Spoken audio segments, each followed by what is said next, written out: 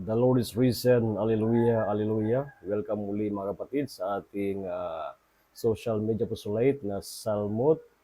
Salita ngayon po ay araw ng Sabado, May 17, 2025. Dalangin ko na ang bawat sa inyo, saan mo kayo naroon sa panig ng mundo, kayo lahat, kasama yung mahal sa buhay ay nasa mabuting kalagayan. Mga kapatid, ang ating ebanghelyo ay mula sa Ebanghelyo ni San Juan, chapter 14, verses 7 to 14.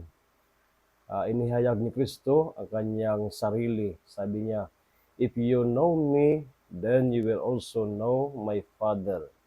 From now on, you do know Him and have seen Him." At sumagot si Philip, isa sa mga alagad ng ating Panginoon sa Kristo, "Master, show us the Father and that will be enough for us." At sinagot naman ni Kristo, "Have I been with you for so long a time and you still do not know me?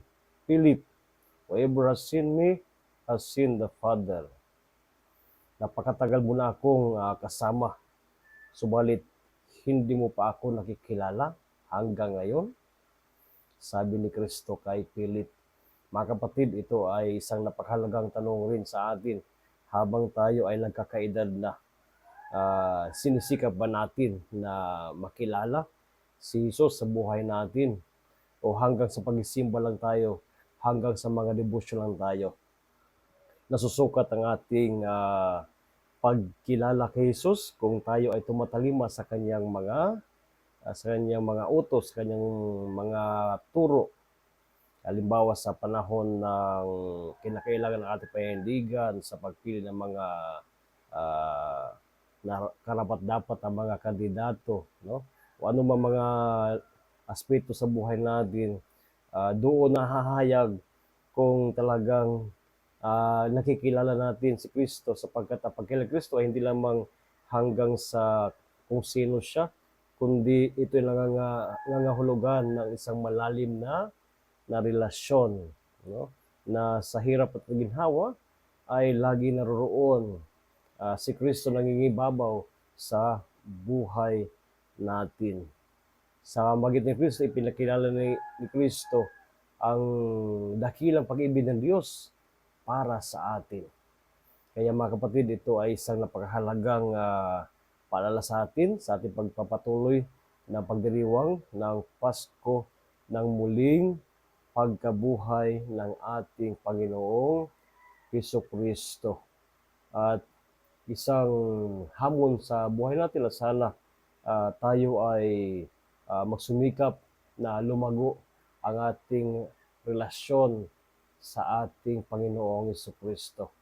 At yung ating maraming ugnayan ay sana ay siya ring magiging instrumento sa dahan-dahan rin ng pagbabago ng ating sarili.